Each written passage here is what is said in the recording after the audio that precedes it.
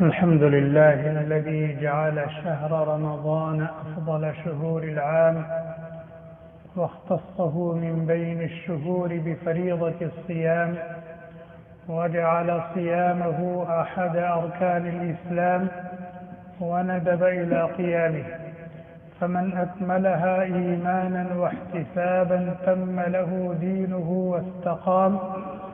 أحمده وأشكره على ما أولاه من جزيل الإنعام، وأشهد أن لا إله إلا الله وحده لا شريك له الملك العلام، وأشهد أن سيدنا ونبينا وشفيعنا وحبيبنا وأسوتنا وقدوتنا ومولانا محمدا عبد الله ورسوله، أفضل من صلى وصام وأتقى من تهجد وقام.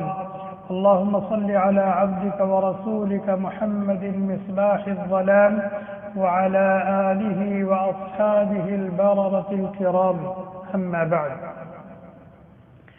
أعوذ بالله من الشيطان الرجيم. بسم الله الرحمن الرحيم. يا أيها الذين آمنوا كتب عليكم الصيام كما كتب على الذين من قبلكم لعلكم تتقون أياما معدودات. عن أبي هريرة رضي الله عنه قال: قال رسول الله صلى الله عليه وسلم: من صام رمضان إيمانا واحتسابا غفر له ما تقدم من ذنبه. رواه البخاري، أو كما قال النبي صلی اللہ علیہ وسلم. میرے دینی بھائیوں اور بہنوں،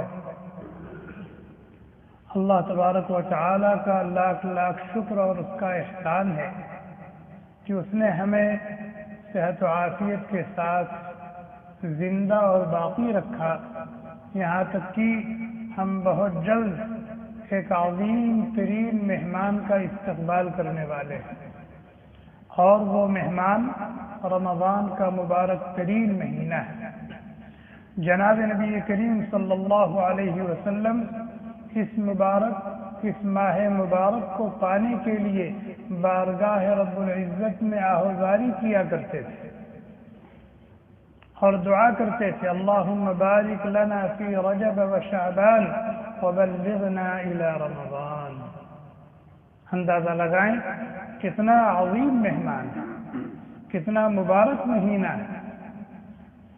امام الانبیاء، خاتم النبیین، محبوب رب العالمین، جنہوں نے اس دنیائے دو میں کبھی رہنے کی تمنا اور آرزو نہیں کی، لیکن اس ماہ مبارک کو پانے کے لیے اور اس ماہ مبارک میں اللہ کی ٹوٹ کر برسنے والی رحمتوں اور برکتوں کو اپنے دامن میں سمیٹنے کے لیے، اپنی جھولی کو بھرنے کے لیے اللہ تبارک و تعالی کی بارگاہ میں دست بدعا ہوتے ہیں: اللہم بارک لنا فی رجب و شعبان وبلغنا الی رمضان. اگر ہم نے اپنے حبیب کی سنت پر ابھی تک عمل نہیں کیا ہے تو ابھی چند دن ہیں. اگر ہم نے اپنے حبیب کی سنت پر عمل نہیں کیا ہے تو ابھی چند دن ہیں. سنت سمجھ کے عمل کریں، سنت سمجھ کے عمل کرنے. جب ہاتھ اٹھائیں اور اپنے خالق و مالک کو اپنا دکھڑا سنائیں، اپنی حاجات اور ضروریات کو ان کے سامنے رکھیں، تو اس وقت ایک دعا کا اضافہ کر لیں: اللہم بارک لنا فی رجب و شعبان وبلغنا الی رمضان.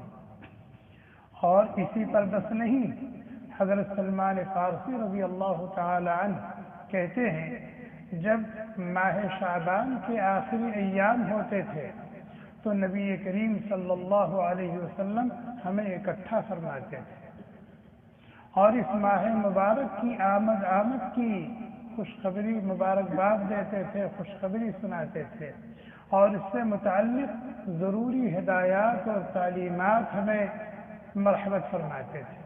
چنانچہ صحیح ابن خزیمہ کی طویل روایت ہے جو عام طور پر ماہ رمضان کے موضوع پر لکھی ہوئی کتابوں میں تفصیل سے موجود ہے.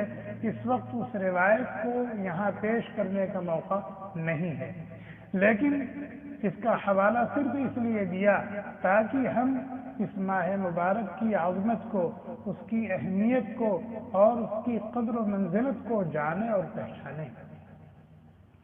الفاظ کیا تھے؟ یا ایھا الناس قد اضلکم شہر عظیم مبارک، اے لوگو ایک رحمت و برکت کے مہینے کی آمد ہے، مغفرت و بخشش اور عظمت والا مہینہ تم پر سایہ فگن ہو رہا ہے۔ اللہ تبارک و تعالی نے اس ماہ مبارک میں اپنے تمام ان بندوں اور ان بندیوں پر جو روزہ رکھنے کی استطاعت رکھتے ہیں، شرعی طور پر ان کے پاس کوئی عذر نہیں ہے، ایک مہینے کا روزہ فرض فرمایا۔ یا ایھا الذین آمنوا کتب علیکم الصیام، اے ایمان والو، ان الفاظ سے اللہ تبارک و تعالی نے قرآن کریم میں جہاں بھی خطاب فرمایا ہے، اس سے وہ لوگ مراد ہیں جنہوں نے اپنے رب کو جان لیا اور مان لیا اور ان کی مان کر زندگی گزارنے کا عہد و پیمان کر لیا۔ یا ایھا الذین آمنوا، اے وہ لوگ جنہوں نے اپنے خالق و مالک، اپنے مولا و معبود کو جان لیا، اور صرف جانا نہیں، مان بھی لیا، اور اس کی مان کر زندگی گزارنے کا عہد و پیمان بھی کر لیا۔ یا ایھا الذین آمنوا کتب علیکم الصیام، تم پر روزے فرض کر دیے گئے جیسا کہ تم سے پہلی امتوں پر روزے فرض کیے گئے تھے۔ مقصد لعلکم تتقون، تاکہ تم روزوں کی برکت سے رفتہ رفتہ متقی بن جاؤ، تاکہ تم روزوں کی برکت سے رفتہ رفتہ متقی بن جاؤ، اللہ کے ولی، اللہ کے دوست بن جاؤ۔ اللہ تبارک و تعالی اللہ تبارک و تعالی تمہارے سروں پر اپنی ولایت اور دوستی کا تاج سجا دے۔ لعلکم تتقون۔ رمضان کے موضوع پر جو کتابیں لکھی گئی ہیں، وہاں پر فوائد الصیام ایک عنوان ہے۔ فوائد الصیام، روزوں کے فوائد، یعنی جب بندہ روزہ رکھتا ہے تو اس کو کیا کیا فائدے حاصل ہوتے ہیں، روزوں کی مشروعیت کی حکمتیں کہ اللہ تبارک و تعالی نے ہمیں یہ حکم دیا ہے، اور فعل الحکیم لا یخلو عن الحکمہ، اللہ تبارک و تعالی سب سے بڑے حکیم ہیں، ان کا کوئی حکم حکمت سے خالی نہیں ہے۔ جب اللہ تبارک و تعالی نے ہمیں حکم دیا ہے روزہ رکھنے کا، تو یقیناً اس میں نہ جانے کتنی حکمتیں ہوں گی۔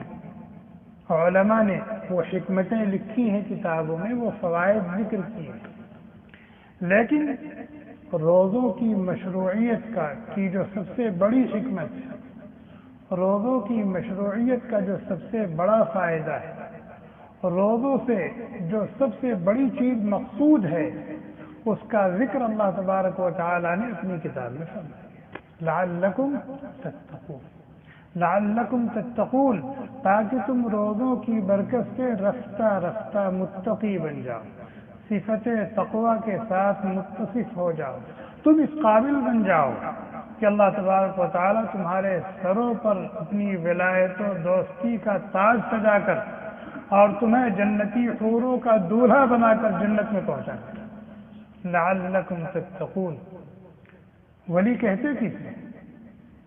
اللہ تبارک و تعالی قرآن میں فرماتے ہیں الا ان اولیاء اللہ لا خوف علیہم ولا هم يحزنون، کان کھول کر سن لو، اللہ کے ولی اور اللہ کے دوست پر نہ تو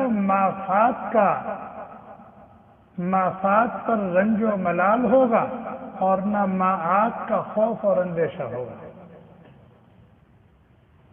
اللہ کا ولی، اللہ کا دوست، جس نے اللہ کے احکام و اوامر کو پورا کیا ہے، نواہی و زواجر سے بچنے کی انتھک کوشش کی ہے، ہر وقت اور ہر گھڑی یہی فکر اور یہی دھن رہتی تھی کہ میں اپنے خالق و مالک کو راضی اور خوش کیسے کر دوں، میرے کسی قول و فعل سے وہ ناراض اور ناخوش نہ ہونے پائے۔ جب دنیا سے وہ جائے گا، بیوی چھوٹ رہی ہے، بچے چھوٹ رہے ہیں، ماں باپ چھوٹ رہے ہیں، بھائی بہن چھوٹ رہے ہیں، دوست احباب چھوٹ رہے ہیں، مکان چھوٹ رہا ہے، دکان چھوٹ رہی ہے، جائیداد پراپرٹی چھوٹ رہی ہے، غم ہوتا ہے نا، غم ہوتا ہے، رنج ہوتا ہے، ملال ہوتا ہے۔ اللہ تعالیٰ کہتے ہیں جو میرا دوست ہوگا، جو میرا ولی ہوگا، ان چیزوں کو چھوٹنے کا اس کو کوئی غم نہیں ہوگا، ان چیزوں کو چھوٹنے کا اس کو کوئی غم نہیں ہوگا۔ کیوں غم نہیں ہوگا؟ اس لیے کہ جو کچھ چھوڑ کر آ رہا ہے، ہم اس سے بہتر اور اس سے بڑھ کر اس کو عطا کرنے والے ہیں، اس لیے اس کو کوئی غم نہیں ہوگا، اور معاد کا کوئی خوف اور ڈر نہیں ہوگا۔ یعنی جہاں جا رہا ہے، نئی جگہ ہے، وہاں سے کبھی سابقہ نہیں پڑا ہے، سارے مراحل، ساری منزلیں اس کے لیے اچھوتی ہیں، انجانی ہیں، اور جب ایسی جگہ آدمی جاتا ہے تو اندیشہ ہوتا ہے، ڈر ہوتا ہے، خوف ہوتا ہے۔ اللہ تبارک و تعالیٰ فرماتے ہیں کہ نہیں، اس کو کوئی ڈر نہیں ہوگا، اس کو کوئی اندیشہ نہیں ہوگا، اس کو کوئی خوف نہیں ہوگا۔ کیوں؟ من جانب اللہ، وہ ساری منزلیں آسان کر دی جائیں گی، سارے مراحل طے ہوتے جائیں گے۔ چنانچہ قرآن کریم میں فرمایا نحن اولیاؤکم فی الحیات الدنیا وفی الآخرہ۔ جب بندہ اس دنیا سے جاتا ہے تو فرشتے آتے ہیں اور اس سے کہتے ہیں نحن اولیاؤکم فی الحیات الدنیا وفی الآخرہ، ہم تمہارے رفیق ہیں، تمہارے دوست ہیں، تمہارے ساتھی ہیں، دنیا کی زندگی میں بھی تمہارے ساتھ رہے، تمہارے رفیق رہے، اور آنے والی زندگی میں بھی تمہارے ساتھ ہوں گے، تمہیں ہماری رفاقت حاصل ہوگی، پھر غم اور ڈر کس چیز کا؟ الا ان اولیاء اللہ لا خوف علیہم ولا هم يحزنون۔ یہ ہے کون اولیاء اللہ؟ الذین آمنوا، الذین آمنوا، جو ایمان لے آئے، جو ایمان لے آئے، وکانوا یتقون، اور ایمان کے تقاضوں پر عمل کرتے رہے۔ الذین آمنوا وکانوا یتقون، اللہ کے ولی وہ ہیں جنہوں نے اپنے خالق و مالک سے اپنا رشتہ جوڑ لیا، اپنا تعلق قائم کر لیا، اور پھر اس تعلق اور اس رشتے کی لاج رکھی، اس تعلق اور اس رشتے کی لاج رکھی، اس کے تقاضوں پر عمل کرتے رہے، اللہ کے احکام و اوامر کو پورا کرتے رہے، نواہی و زواجر سے بچتے رہے۔ لہم البشری فی الحیات الدنیا وفی الآخرہ، لہم البشری فی الحیات الدنیا وفی الآخرہ، ایسے خوش نصیبوں کے لیے، ایسے خوش نصیبوں کے لیے خوشخبری ہی خوشخبری ہے، بشارت ہی بشارت ہے، دنیا میں بھی اور آخرت میں بھی۔ کس بات کی خوشخبری ہے؟ کس چیز کی بشارت ہے؟ اللہ کی رحمت کی بشارت ہے، اللہ کی رضا اور خوشنودی کی بشارت ہے، اللہ کی رحمت کے مظہر جنت اور جنت کی نعمتوں کی بشارت ہے، اللہ کی رضا اور رضوان کی بشارت ہے، اللہ کے دیدار اور اس کی زیارت کی بشارت اور خوشخبری ہے۔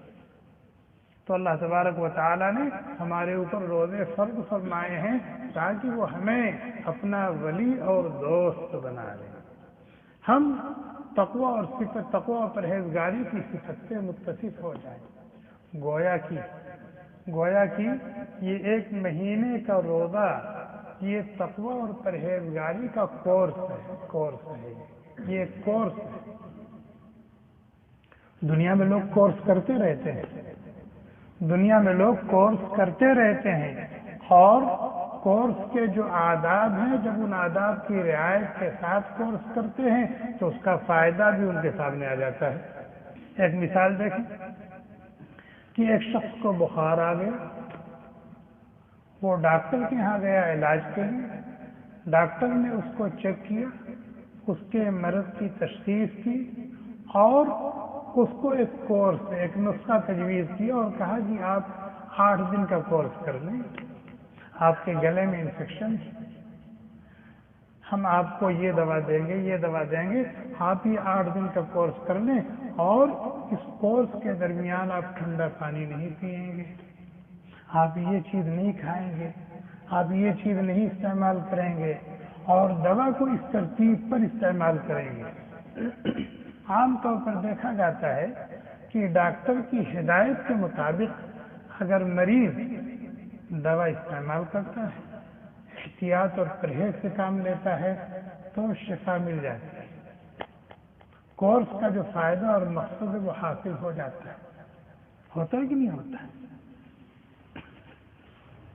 جبکہ وہ ہمارے جیسا انسان ہے، ہمارے جیسا انسان ہے، اس کے تجویز کردہ کورس پر آداب کی رعایت کے ساتھ ہم نے عمل کیا تو اس کا نتیجہ عام طور پر سامنے آ جاتا ہے۔ اللہ تبارک و تعالی نے ہمیں تقوی کا کورس دیا ہے، اور ہر سال یہ کورس ہم سے کرواتے ہیں، ہر سال یہ کورس ہم سے کرواتے ہیں، اور ہم یہ کورس ہر سال کرتے ہیں۔ کسی نے اپنی زندگی میں 20 کورس کیے ہیں، تقوی کے 20 کورس کیے ہیں، کسی نے تقوی کے 10 کورس کیے ہیں، کسی نے تقوی کے 25 کورس کیے ہیں، کسی نے تقوی کے 30 کورس کیے ہیں۔ بھائی کیے نہیں کیے، لیکن کیا کورس سے جو چیز مقصود تھی وہ ہمیں حاصل ہوئی؟ تقوی کے اس کورس سے جو چیز مقصود تھی، اللہ کا ولی بن جانا، اللہ کا دوست بن جانا، اپنے اندر وہ استعداد پیدا کر لینا، وہ صلاحیت اور قوت پیدا کر لینا، وہ ملکہ حاصل کر لینا جو آپ کو اللہ کی مرضیات پر چلنے پر مجبور کر دے، نامرضیات سے بچنے، نامرضیات سے بچا لے، احکام و اوامر کو پورا کرنے پر آپ کو آمادہ کر دے، اور نواہی و زواجر سے بچنے کی ہمت اور حوصلہ آپ کے اندر پیدا کر دے۔ اسی استعداد کو پیدا کرنے کے لیے، اسی ملکہ کو پیدا کرنے کے لیے، اسی قوت اور ہمت اور حوصلے کو پیدا کرنے کے لیے یہ روزہ رکھوایا جا رہا ہے۔ تو ہم میں سے ہر ایک اپنا محاسبہ کرے کہ ہم نے تقوی کے 10 کورس کیے، 15 کورس کیے، 20، 25، 30 کورس کیے، بلکہ یہاں جو لوگ بیٹھے ان میں سے بعضوں نے تو 40 کورس کیے ہوں گے تقوی کے، لیکن کیا اس کورس سے جو چیز مقصود تھی وہ حاصل ہوئی ہمیں؟ تقوی کا 10 کورس کرنے سے پہلے اگر ہم جھوٹ بولتے تھے تو 10 کورس کرنے کے بعد بھی ہم جھوٹ بول رہے ہیں، بول رہے نہیں بول رہے؟ تقوی کا کورس کرنے سے پہلے اگر ہم بدنظری کے مرض میں مبتلا تھے تو یہ کورس پر کورس کرنے کے بعد آج بھی ہم اس بدنظری میں مبتلا ہیں۔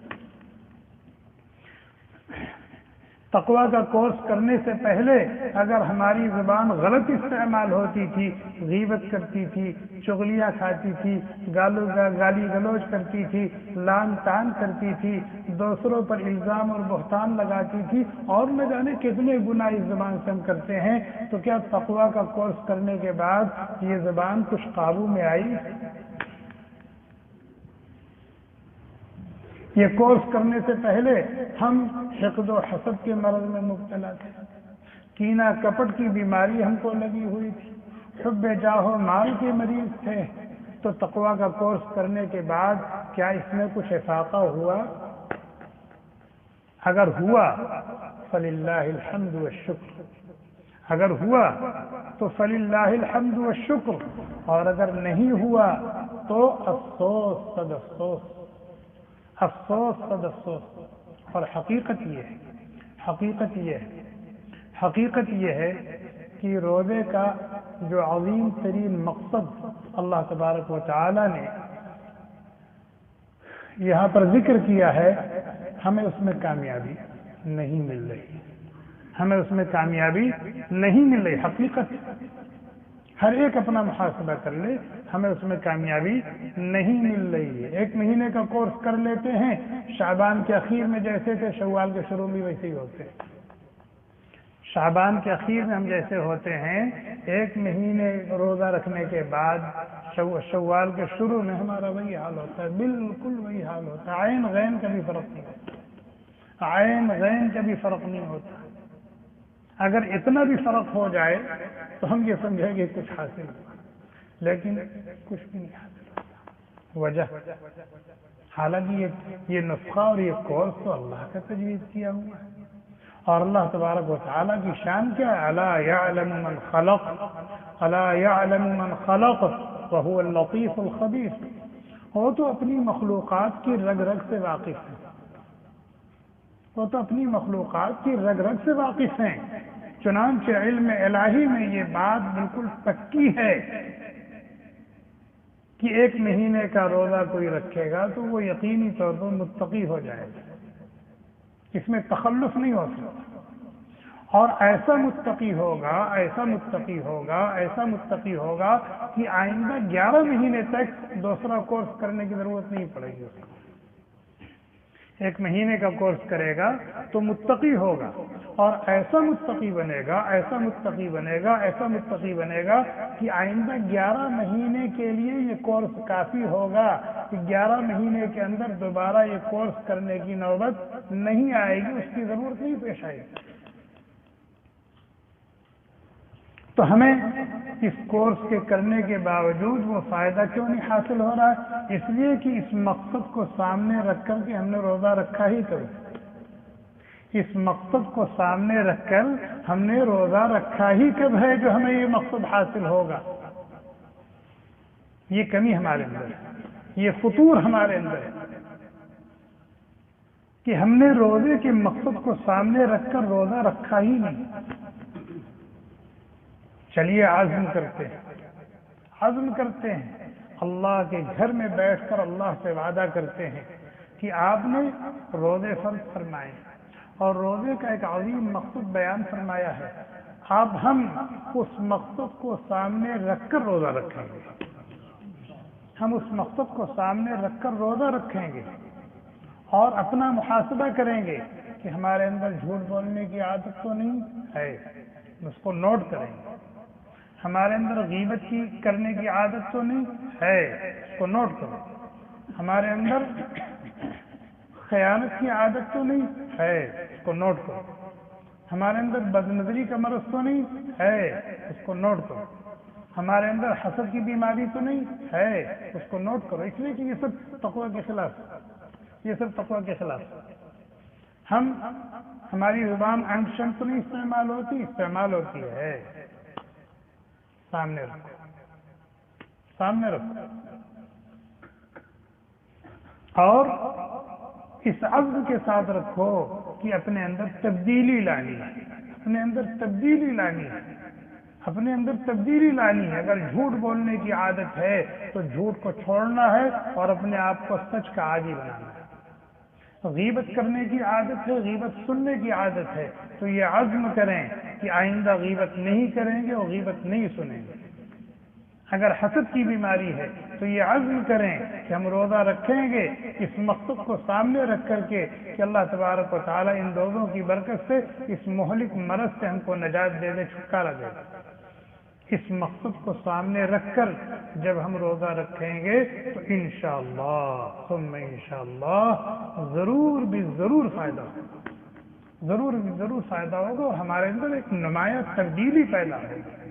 اور صرف تبدیلی نہیں، اگر ہم نے آداب کی مکمل طور پر رعایت کی، جو آداب واجبہ ہیں روزے کے اور جو آداب مستحبہ ہیں، ان دونوں آداب کی ہم نے رعایت کی تو صرف تبدیلی نہیں آئے گی، انقلاب آ جائے گا ہماری زندگی میں، انقلاب آ جائے گا۔ لیکن شرط یہ ہے کہ ہم اس مقصد کو سامنے رکھیں اور آداب صوم کی رعایت کے ساتھ روزہ، تو ہماری زندگی میں دیکھیے انقلاب آتا ہے نہیں آتا۔ اور ہمارے معاشرے میں ایسے لوگ ہیں، ہمارے معاشرے میں ایسے لوگ ہیں کہ ماہ رمضان المبارک کے آنے سے ان کی زندگیوں میں نمایاں تبدیلی آ جاتی ہے، ان کے شعبان اور شوال میں کافی فرق رہتا ہے، ان کے شعبان اور شوال میں کافی فرق رہتا ہے، اور وہ رمضان المبارک میں اپنے اندر اتنی استعداد و صلاحیت پیدا کر لیتے ہیں کہ آئندہ 11 مہینے تک ان کے لیے اللہ کی مرضیات پر چلنا، نامرضیات سے بچنا، اللہ کے احکام و اوامر کو پورا کرنا، نواہی و زواجر سے بچنا اور دور رہنا کوئی بہت مشکل کام نہیں ہوتا۔ مجاہدہ کرنا پڑتا ہے، ہمت کرنی پڑتی ہے اور حوصلے سے کام لینا پڑتا ہے۔ اللہ تبارک و تعالیٰ دستگیری فرما دیتے ہیں، سہارا دے دیتے ہیں، اور ان کا 11 مہینہ عافیت کے ساتھ گزرتا ہے، اور جہاں بیٹری تھوڑا سا ڈاؤن ہوئی تقویٰ کی، تب تک تقویٰ کا دوسرا کورس آ گیا۔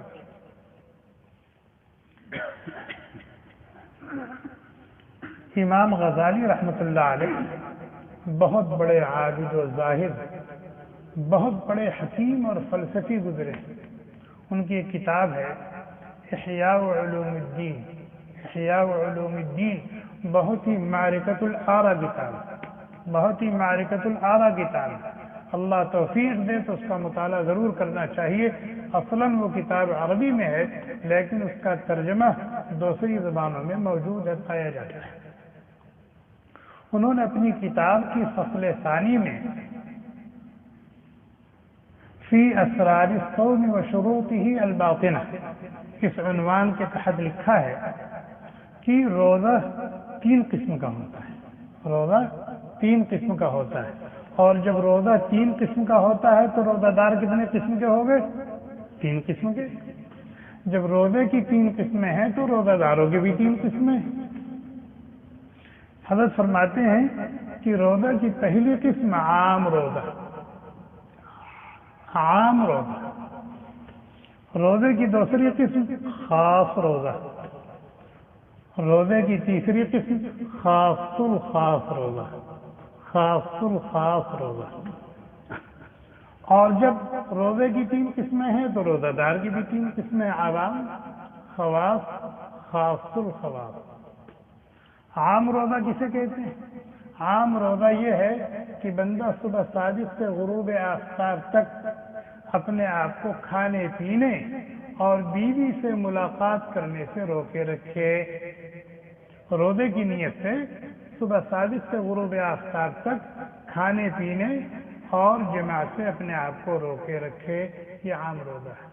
باقی اس کو نہ نماز سے متعلق، نماز سے تعلق ہے، نہ ذکر اور تلاوت کا اہتمام ہے، نہ نظر کی حفاظت ہے، نہ زبان کی حفاظت ہے، نہ کان کی حفاظت ہے، کچھ نہیں۔ بس معاشرہ چونکہ روزے سے ہے، معاشرہ چونکہ روزے سے ہے، معاشرہ چونکہ روزے سے ہے، رمضان کا مبارک مہینہ چل رہا ہے، اس لیے معاشرے کے ساتھ تو اس کو جینا ہے، معاشرے کے ساتھ اس کو جینا ہے۔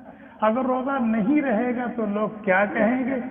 لعن طعن کریں گے، اور اگر نہیں بھی رہے گا پھر بھی رہنا پڑے گا، اس لیے کہ گھر کی خواتین روزہ رکھ کے اس کے لیے کھانا تو تیار نہیں کریں گی، اس لیے روزہ رہ رہا ہے۔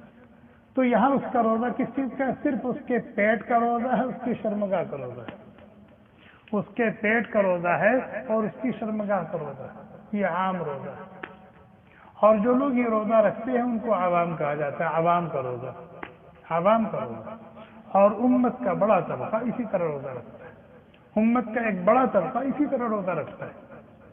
سحری کھائی سو گئے، ظہر غائب، عصر غائب، مغرب کے وقت جھنجھوڑ کر کے جگایا جاتا ہے کہ افطار کر لو، افطار کر لیا، اس کے بعد کھیل کود میں لگ گئے، نیٹ پہ بیٹھ گئے اور کہیں چلے گئے اور پوری رات اس طریقے سے گزار دی۔ اس طرح سے ان کا رمضان گزر رہا ہے۔ یہ عام روزہ ہے اور عوام کا روزہ ہے۔ اس روزے کا بنے گا کیا؟ وہ تو قیامت کے دن پتہ چلے گا بارگاہ رب العزت میں، لیکن اللہ کے نبی علیہ الصلوۃ والسلام نے فرمایا کم من صائم لیس له من صیامه الا الجوع والعطش، کم من صائم لیس له من صیامه الا الجوع والعطش۔ بہت سے روزہ دار ایسے ہوں گے، بہت سے روزہ دار ایسے ہوں گے کہ ان کے روزوں کا عوض اور صلہ سوائے بھوکے اور پیاسے رہنے کے کچھ ہاتھ نہیں ہے، کچھ ہاتھ نہیں ہے۔ اور آپ نے ائمہ حرمین کو اور دوسرے ائمہ کو سنا ہوگا، کہ جب وہ دعا کرتے ہیں تو ایک دعا کرتے ہیں اللہم لا تجعلنا ممن صام رمضان وليس له من صيامه الا الجوع والعطش، کہ اے اللہ ہمیں ان بدبختوں میں شامل نہ فرما جنہوں نے روزہ تو رکھا لیکن روزے کے عوض میں ان کو سوائے بھوک اور پیاس سے کچھ بھی نہیں ملا۔ اللہ تعالی ہم سب کو ایسا روزہ رکھنے سے بچائے، اللہ تعالی ہم سب کو ایسا روزہ رکھنے سے بچائے۔ بڑے دکھ کی بات ہے، بڑے قلق کی بات ہے کہ امت کا بڑا طبقہ اسی طرح کا روزہ رکھتا ہے، روزہ رکھ رہا ہے متقی بننے کے لیے، نماز نہیں پڑھتا متقی بنے گا کبھی؟ روزہ رکھتا ہے متقی بننے کے لیے، جھوٹ بول رہا ہے، غیبتیں کر رہا ہے، الٹی سیدھی حرکتیں کر رہا ہے نیٹ پر موبائل پر، متقی بنے گا کبھی؟ نماز خور کبھی متقی بن سکتا ہے؟ جھوٹا اور بے ایمان اور خائن کبھی متقی بن سکتا ہے؟ غیبت سننے والا، غیبت کرنے والا، چغلیاں کھانے والا کبھی متقی بن سکتا ہے؟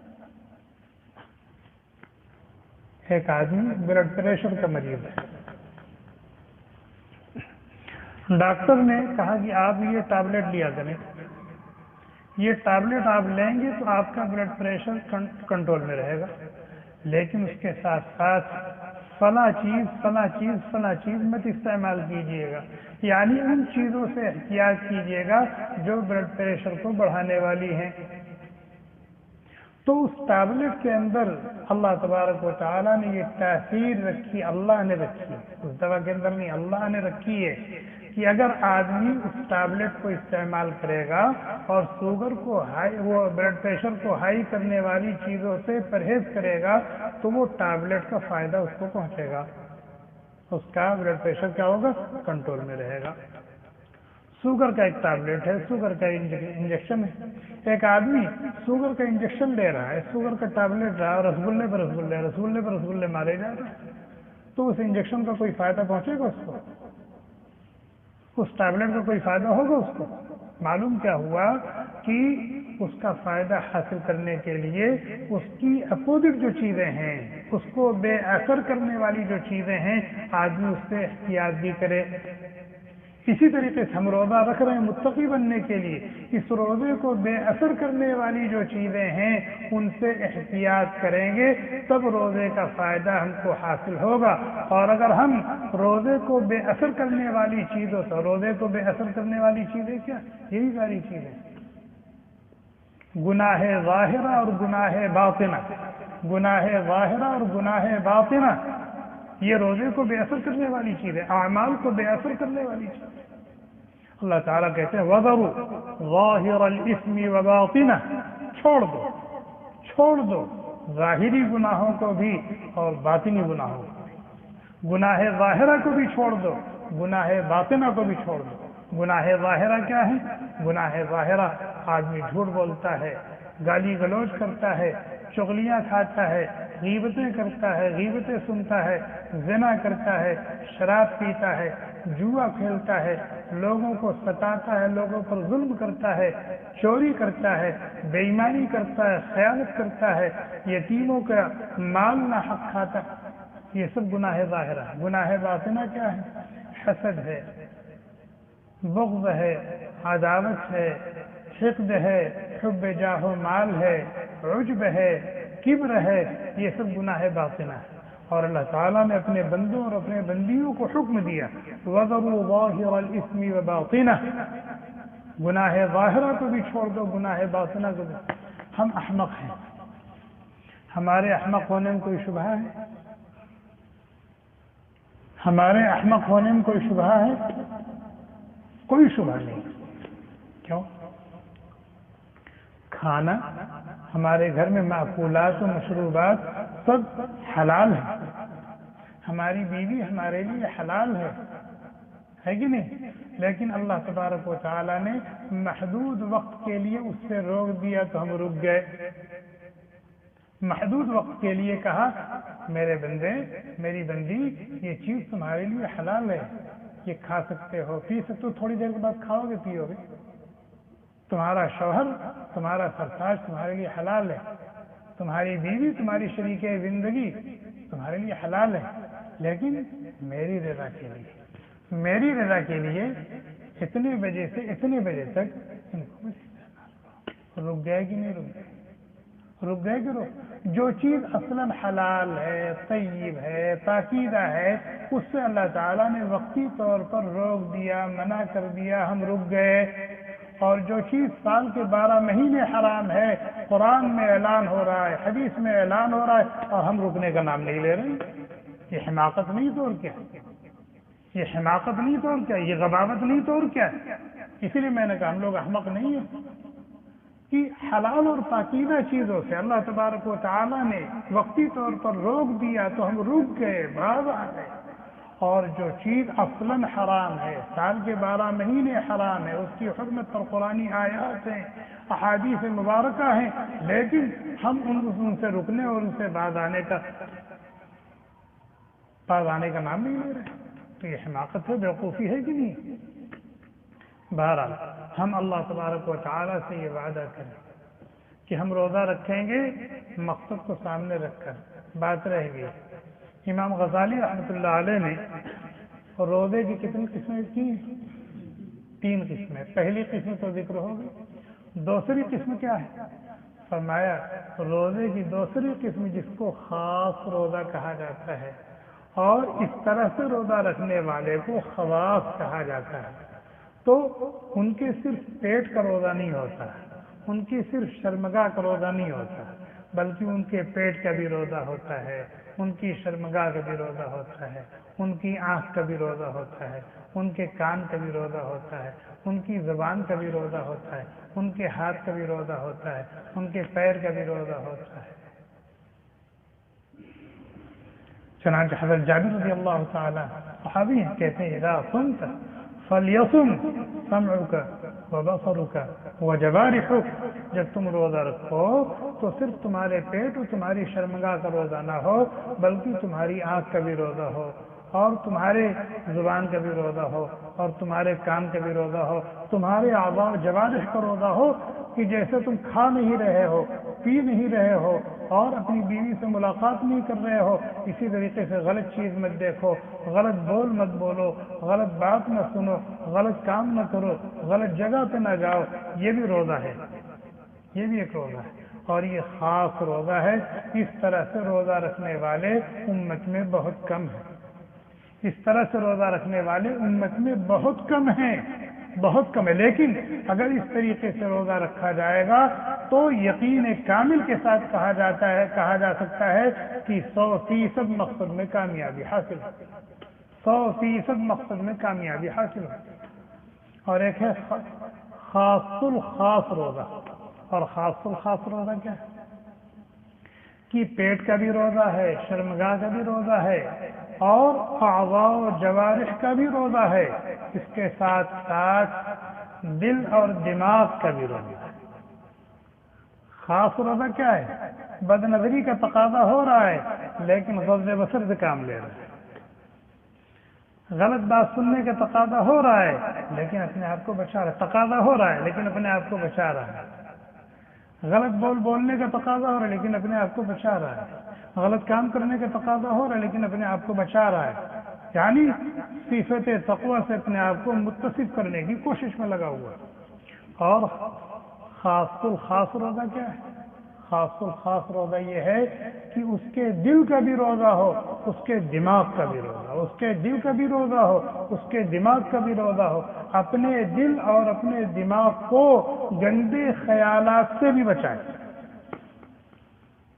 اپنے دل اور دماغ کو گندے خیالات سے بھی بچائے، اور اللہ کے ہر غیر سے اپنی توجہ کو ہٹا کر صرف اللہ کی طرف متوجہ رہے، اللہ کے ہر غیر سے اپنی توجہ کو ہٹا کر کے ہمتن اللہ کی طرف متوجہ رہے، یہ ہے خاص الخاص روزہ۔ اور اس طرح سے روزہ رکھنے والے کیا کہلاتے ہیں؟ خاص الخواص۔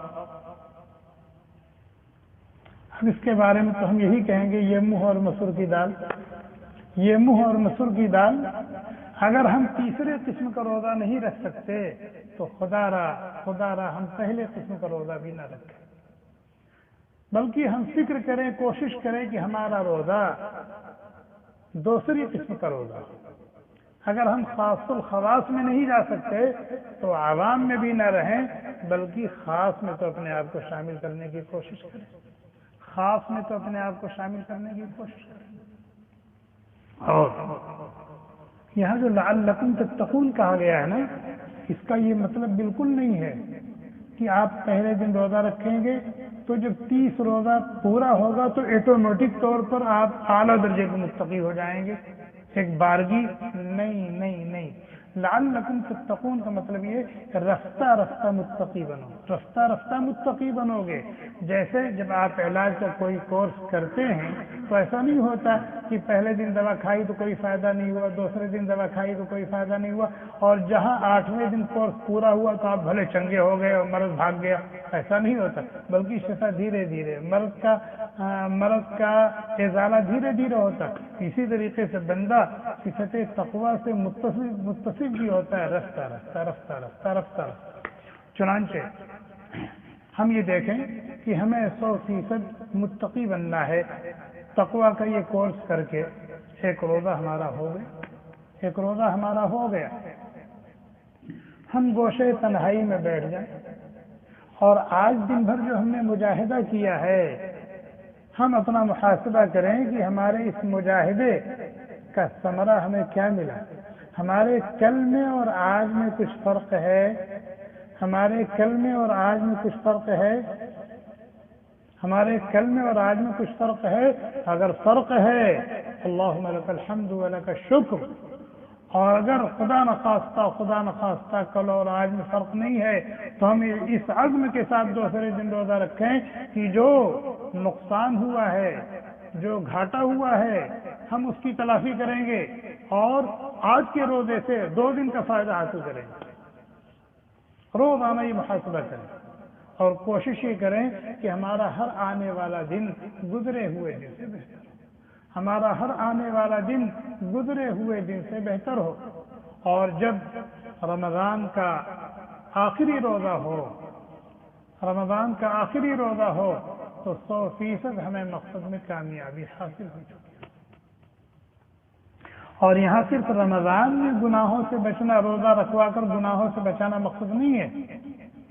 رمضان میں تو ویسے ہی اللہ تبارک و تعالی شیاطین کو قید کر دیتے ہیں، سرکش جن کو قید کر دیتے ہیں، تو گناہوں پر ابھارنے والے، آمادہ کرنے والے ہیں ہی نہیں، تو آدمی تو طبعی طور پر، فطری طور پر رمضان میں گناہوں سے بچتا ہے، خیر اور طاعت کی طرف چلتا۔ اصل مسئلہ رمضان کے بعد کا ہے کہ رمضان میں ہم اتنی قوت اور استعداد اپنے اندر پیدا کر لیں جو آئندہ 11 مہینے تک ہمارے کام آئے۔ میں آج اسی پر اپنی گفتگو ختم کرتا ہوں۔ بس ایک بات بیان کی، کیا کہ ہم روزہ رکھیں روزے کے مقصد کو سامنے رکھ کر کہ ہماری یہ منزل ہے، ہمارا یہ ہدف ہے، ہمارا یہ ہدف ہے، ہمیں اس منزل پر پہنچنا ہے، اس ہدف کو حاصل کرنا ہے اور اپنے سر پر اللہ تبارک و تعالیٰ کی ولایت و دوستی کا تاج سجانا ہے اور اپنے آپ کو صفت تقویٰ و پرہیزگاری سے متصف کرنا ہے۔ بس آج کی گفتگو کا یہی ایک خلاصہ ہے، اس مقصد کو سامنے رکھ کر ہم روزہ رکھیں۔ باقی رمضان سے متعلق بہت سے فضائل ہیں، مسائل ہیں، یہ مختصر کی مجلس کی متحمل نہیں ہے۔ باقی اگر کسی ساتھی کو رمضان سے متعلق کوئی مسئلہ وغیرہ پوچھنا ہو تو 5-10 منٹ کے اندر پوچھ لیں، یا پھر میرا نمبر لے لیں، رمضان میں کبھی ضرورت پڑے گی تو رابطہ کر لیجیے گا، واٹس ایپ پہ رابطہ کر لیجیے گا، فون کر لیجیے گا۔ اللہ تعالی ہم سب کو کہنے سننے سے زیادہ عمل کرنے کی توفیق عطا فرمائے، ہمارے اس مل بیٹھنے کو قبول فرمائے، اپنی رضا اور خوشنودی کا ذریعہ بنائے، ہم سب کے لیے ذریعہ نجات اور ذخیرہ آخرت بنائے، کائنات کے ذرے ذرے کے لیے باعث خیر و برکت بنائے۔ جو باتیں کہی گئیں، سنی گئیں، کہنے والا بھی محتاج ہے، سننے والے بھی محتاج ہیں۔ اللہ تعالیٰ ان باتوں کو سمجھنے کی اور دل کی گہرائیوں میں اتارنے کی اور ان کی روشنی میں اللہ تبارک و تعالیٰ کے ہر حکم کو بجا لانے کی، پورا کرنے کی توفیق عطا فرمائے۔ اللہ تعالیٰ اپنے فضل و کرم سے ہم سب کے تمام چھوٹے بڑے گناہوں کو معاف فرما دے۔ رمضان کا مبارک مہینہ بہت قریب آ چکا ہے۔ اللہ تبارک و تعالی ہم سب کو صحت و عافیت کے ساتھ، توفیق حسن عمل کے ساتھ زندہ رکھیں، اور رمضان کا مبارک مہینہ محض اپنے فضل و کرم سے ہم سب کو عطا فرما دیں۔ اس ماہ مبارک کے ایک ایک لمحے کی قدر کرنے کی توفیق عطا فرمائیں۔ اس ماہ مبارک میں ٹوٹ کر برسنے والی اللہ کی رحمتوں اور برکتوں کو سمیٹنے اور اپنی جھولی کو بھر لینے کی ہمت اور توفیق عطا فرمائیں۔ جب رمضان کا مبارک مہینہ ہم سے رخصت ہو تو ہماری مغفرت ہو چکی ہو، ہم رحمت خداوندی کے مستحق بن چکے ہوں اور جہنم سے آزاد ہو چکے ہوں۔ اللہ تبارک و تعالی روزے کا جو مقصد ہے اس مقصد کو سامنے رکھ کر ہم سب کو اپنے اس حکم کو پورا کرنے کی توفیق عطا فرمائے۔ اس ماہ مبارک میں اللہ تبارک و تعالی کے جو احکام و اوامر ہیں، ان احکام و اوامر کو، جو احکام و اوامر ہماری طرف متوجہ ہیں، ان کو پورے ذوق و شوق کے ساتھ، پوری ہمت اور حوصلے کے ساتھ، آداب کی رعایت کے ساتھ پورا کرنے کی، بجا لانے کی توفیق عطا فرمائے۔ اور ہم نے جو مانگا ہے اللہ تعالیٰ اپنے فضل سے وہ بھی عطا فرمائے۔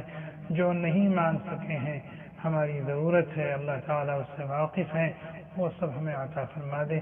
جناب نبی کریم صلی اللہ علیہ وسلم نے جتنے خیر مانگے ہیں ان میں ہمارا حصہ مقرر فرما دے، اور جتنے شرور سے پناہ چاہی ہے، دنیا کی ہو آخرت کی ہو، اللہ تعالیٰ ان تمام شرور سے ہم سب کی حفاظت فرمائے۔ جس طرح اپنے اس پاک گھر میں ہم سب کو اکٹھا فرمایا ہے، محض اپنے فضل و کرم سے ہم سب کو اپنی رحمتوں کے مظہر جنت میں بھی اکٹھا فرما دیں۔ جب تک دنیا میں رکھیں ایمان اور اعمال کے ساتھ رکھیں، جب دنیا سے لے جائیں خاتمہ بالخیر نصیب فرمائیں۔ ہماری دنیا بھی اچھی سے اچھی اور عمدہ سے عمدہ بنائیں، ہماری آخرت بھی اچھی سے اچھی اور عمدہ سے عمدہ بنائیں۔ ربنا تقبل منا انك انت السميع العليم وتب علينا يا مولانا انك انت التواب الرحيم۔ سبحان ربك رب العزة عما يصفون وسلام على المرسلين والحمد لله۔ جزاكم الله خيرا۔